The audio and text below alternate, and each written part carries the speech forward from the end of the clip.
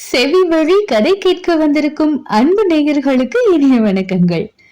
எழிலன்பு audio novels சேனலுக்கு உங்களை அன்புடன் வரவேற்கும் நான் உங்கள் பிரீத்தி திலீபன்.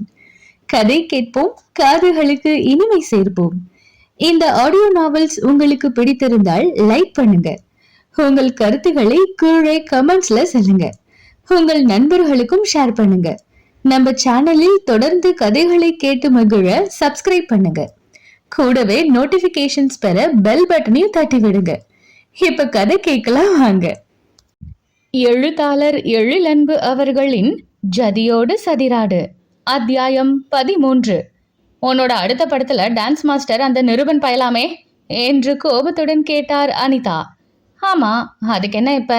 அலமாரியை திறந்து ஒரு உடையை எடுத்து கட்டிலில் போட்டுக்கொண்டே பதில் சொன்னாள் மதனா. என்கிட்ட நீ சொல்லவே இல்லை என்று மகளை கூர்ந்து பார்த்த வண்ணம் கேட்டார். ஏன் சொல்லணும் என்று அலட்சியமாக கேட்டாள் மகள். ஏன் சொல்லணுமா? உன்னோட கால் ஷீட் மற்ற எல்லா விவரமும் பார்ப்பது நான் தானே, அப்போ என்கிட்ட சொல்ல வேண்டாமா என்று கேட்ட அன்னையை இடக்காக பார்த்தவள், புரிஞ்சுதான் பேசுறியாமா? என்னோட கால் ஷீட் விவரத்துக்கும் நிரு அந்த படத்துக்கு டான்ஸ் மாஸ்டரா இருக்கிறதுக்கும் என்ன சம்பந்தம்? நீ என்னோட விஷயத்துல தான் தலையிடலாமே தவிர படத்துல வேலை பார்க்க போகும் மத்தவங்க விஷயத்துல தலையிட முடியாது என்றாள். என்னடி, எனக்கே பாடம் எடுக்கிறியா? இப்ப நான் ஒன்னும் மத்தவங்க விஷயத்துல தலையிடல, உனக்காக தான் நான் பேசுறேன். அந்த நிருபன் பையன் கூட நீ வேலை பார்க்கறது எனக்கு பிடிக்கல. அவனை படத்தை விட்டு தூக்க சொல்லு. அவனுக்கு பதில் வேற டான்ஸ் மாஸ்டரை போட சொல்லு. பெரிய ஹீரோயின் நீ சொல்றதா அவங்க கேட்டுதான் ஆகணும். கேட்க மாட்டேன்னு சொன்னாங்கன்னா கால் ஷீட் கொடுக்க மாட்டேன்னு சொல்லு. அதுவும் கேட்கலனா நமக்கு அந்த படமே வேண்டாம். தெலுங்குல ஒரு படம் பண்ண கேட்டுக்கிட்டு இருக்காங்க, நாம அதை பார்த்துக்கலாம் என்று அறிவுரை சொன்னவரை இடையில் கை வைத்தபடி வெறித்து பார்த்தாள் மதனா.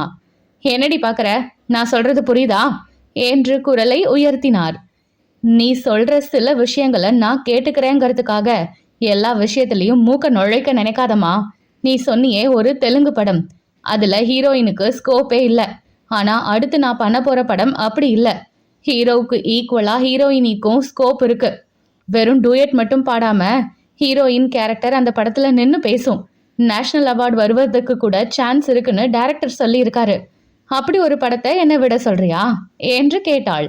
அப்போ அந்த நிருபன் பையல மாத்த சொல்லு என்றார் பிடிவாதமாக. அது என்னால முடியாது என்று வெடுக்கென்று சொன்னாள் மகள். மகளை கூர்மையாக பார்த்தவர், என்னடி எனக்கு தெரியாம எதுவும் பிளான் பண்றியா என்று கேட்டார். நீ சொல்ற பிளான பண்ண நான் 5 வருஷம் காத்திருக்க வேண்டிய அவசியம் இல்ல என்று மகள் சூடாக திருப்பி கொடுக்க அனிதாவின் உச்சி வரை உஷ்ணம் ஏறியது. தான் இன்னும் ஏதாவது சொல்ல மகள் தனக்கு எதிராக செய்ய வேண்டும் என்று ஏதாவது செய்து வைத்து விடுவாளோ என்றும் தோன்ற அனிதா கப்பென்று வாயை மூடிக்கொண்டார். சரி, நீ வெளியே போ, நான் ட்ரெஸ் மாத்தணும். மதனா அன்னையை விரட்ட, இப்ப எங்க கிளம்புற நீ? இன்னைக்கு ஷூட்டிங், வேற ப்ரோக்ராம் எதுவும் உனக்கு இல்லையே என்று சந்தேகமாக கேட்டார் அனிதா. அடுத்த படத்துல என்னோட சோலோ சாங் தான் ஃபர்ஸ்ட் ஷூட் பண்ண போறாங்க. அந்த டான்ஸுக்கு ரிஹர்சல் பண்ண தான் கிளம்பிட்டு இருக்கேன் என்றாள். இது என்ன புது பழக்கம்? டான்ஸ் ரிஹர்சல் எல்லாம் எப்பயும் நம்ம வீட்டுல வச்சுதானே நீ பாப்ப? ரிஹர்சல் பார்க்க அவன் ஸ்டூடியோ தான் வரணும்னு நிரு கண்டிப்பா சொல்லிட்டான். டைரக்டரும் நீங்களே போயிட்டு வந்துருங்க மேடம்னு ரெக்வெஸ்ட் பண்ணி கேட்டுக்கிட்டாரு என்றாள். பாத்தியா அந்த மாஸ்டர் பயலுக்கு தெனாவட்ட? என்ன, என் கண் பார்வையில இருந்து உன்னை விளக்க நினைக்கிறானா? அது கனவுல கூட நடக்காதுன்னு அவன்கிட்ட சொல்லி வை. நீயும் அவன் சொல்றதுக்கெல்லாம் ஓடாம ஒழுங்கா அந்த பயலை இங்க வந்து ரிஹர்சலை வச்சுக்க சொல்லு என்றார் கண்டிப்புடன். என்னம்மா பயப்படுற போல என்று நக்கலாக கேட்ட மதனா. பயப்படாத, நானே வரேன்னு சொன்னா கூட நிரு என்ன பக்கத்துல கூட சேர்த்துக்க மாட்டான். என்ன அவ்வளவு வெறுத்துட்டான் என்று வலி நிறைந்த குரலில் சொன்னவள் உடனே தலையை குலுக்கி கொண்டு, நான் என்னோட வேலையை தான் பார்க்க போறேன். நீ இப்படியே பேசிட்டு இருந்தேன்னு வையே, 5 வருஷத்துக்கு முன்னாடி அமைதியா போன மாதிரி இப்பவும் போக மாட்டேன் என்று மகள் உக்கிரத்துடன் மிரட்ட, மகள் எங்கே தன் கையை மீறி சென்று விடுவாளோ என்ற பயத்தில் மிரண்டுதான் போனார் அனிதா. ஆனாலும் அவன் இடத்திற்கு மகளை தனியாக அனுப்புவதா என்று மனம் உதைக்க, தெரியாத இடத்துக்கு தனியா போக வேண்டாம், நானும் உன் கூட வரேன் என்றார். உனக்கு இன்னைக்கு ஹாஸ்பிட்டல்ல மந்த்லி செக்கப் இருக்கு, மறந்துட்டியா? மகள் கேட்க, அதுக்கு நாளைக்கு போய்க்கிறேன், இன்னைக்கு உன் கூட வரேன் என்றார் பிடிவாதமாக. சரிதான், எனக்கு ரிஹர்சல் 4 நாளைக்கு இருக்கு. அப்போ 4 நாளைக்கும் ஹாஸ்பிட்டல் போகாம இருக்க போறியா? உடம்புல சுகர் எக்கச்சக்கமா ஏறி போய் கிடக்கு. முதல்ல உடம்ப பாரு. இப்ப எதுக்கு என் கூட வரணும்னு பிடிவாதம் பிடிக்கிறேன்னு புரியுது. நிருவோட இடம் தான் எனக்கு புதுசே தவிர நிரு இல்ல. நிரு இருக்கும் இடத்தில் என்னோட பாதுகாப்புக்கு பஞ்சமே இருக்காது. அதனால என்னை பற்றி கவலைப்படாம ஹாஸ்பிட்டல் போற வழிய பாரு என்று மகள் பேச்சை முடிக்க, நீ புது இடத்துக்கு போக போறனா நான் பயப்படுறேன்டி. அந்த பயல பார்க்க போறியே, அதுதான் என்னோட பயமே என்று உள்ளுக்குள் நொந்தபடி மகளின் அறையிலிருந்து வெளியேற போனார். மா ஒரு நிமிஷம் என்று அன்னையை நிறுத்திய மதனா, நீ அடிக்கடி சொன்னியே நிருபன் பயல்னு, இனி அப்படி சொல்லாத. நிரு இப்ப வெறும் குரூப் டான்சர் இல்ல, நேஷனல் அவார்டெல்லாம் வாங்கிய புகழ்பெற்ற கொரியோகிராஃபர். அவனுக்குன்னு ஒரு மரியாதை இருக்கு, அதை கொடுக்க பழகு என்ற மகளை முறைத்தவர், அவனுக்கு என்னால அவ்வளவுதான் மரியாதை கொடுக்க முடியும் என்று முகத்தை நொடித்து கொண்டார். அம்மா என்று அவள் குரலை உயர்த்த, என்னடி கத்துற? நீ மட்டும் ரொம்ப ஒழுங்கோ, நீயும் தானே அவன் இவன்னு கூப்பிடுற என்றார். நான் கூப்பிடுவேன். நிறுவ ஒருமையில் கூப்பிடும் உரிமை எனக்கு மட்டும்தான் இருக்கு என்று கண்கள் மின்ன சொன்ன மகளை வாயை பிளந்து பார்த்தார். ஹே மதனா, என்ன பேசுற என்று கோபம் வந்து அவர் கத்த, கேட்க தயாராக இல்லை என்பதை சொல்வது போல் அவரின் முகத்திற்கு நேரே கதவை அடித்துச் சாற்றினாள் மதனா. நிருபனின் டான்ஸ் ஸ்டுடியோவிற்கு வந்த மதனா ஸ்டுடியோவை சுற்றி பார்வையை ஓட்டினாள். நன்கு விசாலமாக இருந்தது. நிரு டான்ஸ் ஸ்டுடியோ என்ற பெயர் ஒரு பக்கம் பெரியதாக பொருந்தி இருக்க, அதன் எதிரே சுவர் முழுவதும் பெரிய கண்ணாடி பதிந்திருந்தது. இது தன் நிருவின் இடம் என்று அவள் கண்ணில் பெருமை பொங்கியது. அவளின் அந்த பெருமை பொங்கிய முகத்தை தன் முன்னால் இருந்த கணினியில் பார்த்தவாறு தனது அறையில் அமர்ந்திருந்தான் நிருபன்.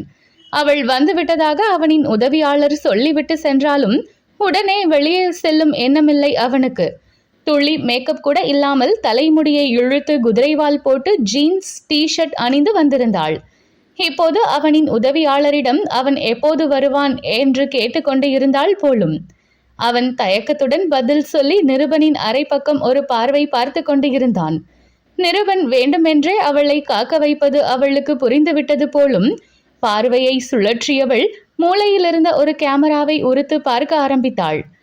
மாஸ்டர், மதனா மேடம் உங்களுக்காக வெயிட் பண்றாங்க என்று மீண்டும் உள்ளே வந்து அவனிடம் அவனின் உதவியாளர் மிதுன் சொல்ல, வரேன்னு சொல்லு மிதுன் என்றவன் சுழல் நாற்காலியில் தலையை பின்னால் சாய்த்து கொண்டான். அவனை வினோதமாக பார்த்துவிட்டு வெளியே சென்ற மிதுனை வழிமறைத்தாள் மாதவி. மாஸ்டர் என்ன சொன்னாரு மிது? மாதவி கேட்க, வரேன்னு சொன்னாரு. ஆனா வர ஐடியா இருக்கிற மாதிரி எனக்கு தெரியல. நம்ம மாஸ்டர் ஆக்ட்ரஸ் யாரையும் காக்க வைக்க மாட்டாரு. ஆனா இன்னைக்கு அவர் பண்றது ஏனோ புதுசா இருக்கு என்று கையை விரித்தான் மிதுன். ஆமா மிதுன், எப்பவும் லேடி ஆக்ட்ரஸ்க்கு என்ன ஸ்டெப் போடணும்னு என்கிட்ட முன்னாடியே சொல்லுவாரு. ஆனா இன்னைக்கு மாஸ்டர் ஒண்ணுமே சொல்லல. அவர் எப்ப வெளியில வந்து அவர் எனக்கு சொல்லி கொடுத்து அப்புறம் நான் மதனா மேடத்துக்கு சொல்லி கொடுக்கறது என்று லேசான பதற்றத்துடன் கேட்டாள். மாஸ்டர் வந்து என்ன சொல்றாருன்னு பார்ப்போம், வெயிட் பண்ண மாதவி என்று சமாதானம் சொன்னான். மாதவியும் நிருபனின் உதவியாளர்தான். நடிகைகளுக்கு நடனம் சொல்லிக் கொடுக்க எப்பொழுதும் தன் பெண் உதவியாளரிடம்தான் சொல்லுவான். அதற்கு முன் அந்த பாடலுக்குரிய நடனம் எப்படி இருக்க வேண்டும் என்று பெண் உதவியாளருக்கு அவன் முன்கூட்டியே சொல்லிக் கொடுத்து விடுவது உண்டு.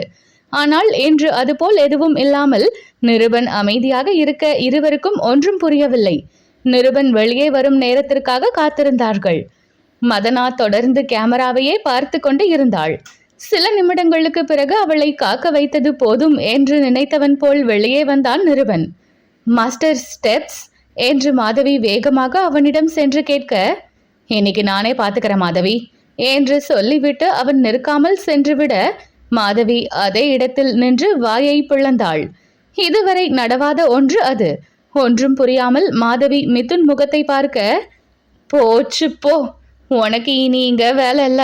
மாஸ்டர் உன்னை வேலையை விட்டு தூக்க போறாரு போல, அதான் அப்படி சொல்லிட்டு போறாரு என்று மிதுன் கேலியாக சொல்ல, பயம் உறுத்தாத மிதுன் என்றவள் உண்மையிலேயே பயந்து போய் முகத்தை அழுவது போல் வைத்து கொண்டு சொன்னாள்.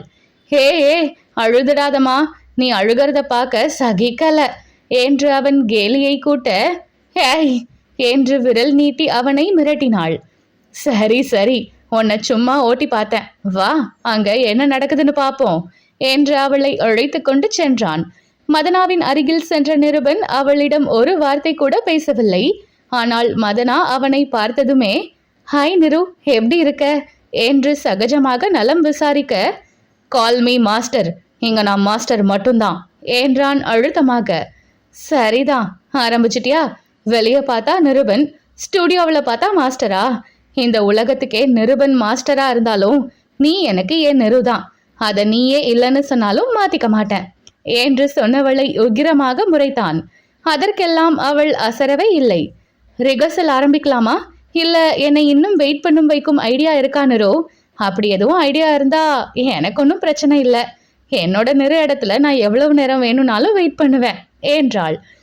தங்களுக்குள் எதுவுமே நடக்காதது போல் எப்படி இப்படி பேசுகிறாள் என்று நெற்றியை சுருக்கி பார்த்து முகத்தை சுழித்தான் நிருபன். மீண்டும் தாங்கள் சந்தித்த போது அவனை எதிர்கொள்ள அவளுக்கு தடுமாற்றமாக இருந்தது என்னவோ உண்மைதான். ஆனால் அவள் நள்ளிரவில் தனியாக சாலையில் நிற்கின்றாள் என்று தெரிந்ததும், அவனின் கோபத்தையும் மீறி அவளுக்கு அவன் உதவி செய்ததும், இத்தனை வருடங்கள் அவள் நடிக்கும் படத்திற்கு கொரியோகிராஃபி செய்வதை நிராகரித்தவன் இப்போது செய்ய ஒப்புக்கொண்டதும் அவளை திடனாக்கி இலகுவாக பேச தூண்டியிருந்தது. இதற்கு முன் வாய்ப்பு வந்த 2 படங்களில் அவள்தான் கதாநாயகி என்று தெரிந்ததும் ஏதாவது சாக்கு போக்கு சொல்லி அவன் அந்த படத்தை நிராகரித்ததை அவள் அறிந்தே வைத்திருந்தாள். அத்தோடு அவளை நேருக்கு நேர் பார்த்தாலும் ஒரு வார்த்தை கூட பேசாமல் விலகி சென்று விடுவான். அவனை விட்டு விலகி சென்றதில் அவள் மீதுதான் தவறு இருந்ததால் அவனை தானாக சந்தித்து பேச அவளுக்கு தயக்கமாக இருந்தது. இப்போது நிருபனே முன்னெடுப்பு எடுத்து வைக்கவும் தனது தயக்கத்தை எல்லாம் உதறிவிட்டு தான் வந்திருந்தாள்.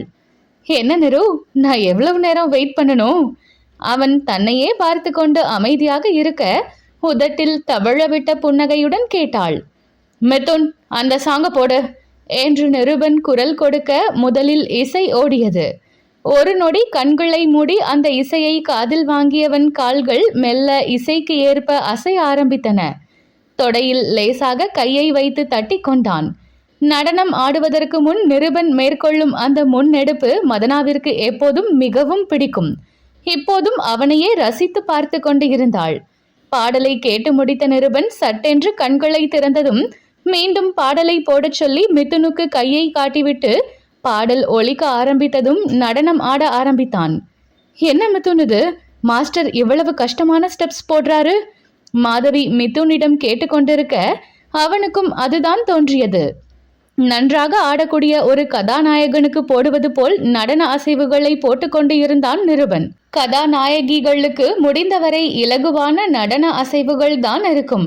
அப்படி இல்லாமல் அந்த நடன அசைவுகள் வேகமாக இருக்க நிருபனின் உதவியாளர்கள் இருவருமே என்ன இது என்பதை போல்தான் பார்த்து கொண்டு இருந்தனர். ஆனால் மதனாவோ கவனமாக அவன் அசைவுகளை பார்த்தாள். சில நடன அசைவுகளை போட்டுவிட்டு ஆடுங்க ஆக்டர் மேடம் என்றவன் 1 2 3 4 என்று நிறுத்தி நிதானமாக அந்த அசைவுகளை போட்டு காட்டினான். தங்கள் முன் இருந்த பெரிய கண்ணாடியில் அவனை பார்த்து கொண்டே அவளும் ஆடினாள். அட பரவாயில்லையே மேடம், ஃபர்ஸ்ட் டைமே கப்புன்னு பிடிச்சிட்டாங்க என்றாள் மாதவி. ஹே மாதவி, மறந்துட்டியா? மேடம் நடிக்க வரத்துக்கு முன் குரூப் டான்ஸரா இருந்தவங்க தானா என்றான் மிதுன். ஆமால, மறந்துட்டேன் என்றவள் அவர்களின் நடனத்தை ஆர்வமாக பார்க்க ஆரம்பித்தாள். 5 6 7 8 என்று தொடர்ந்து நிருபன் சொல்லி ஆட மதனாவும் அப்படியே ஆடினாள்.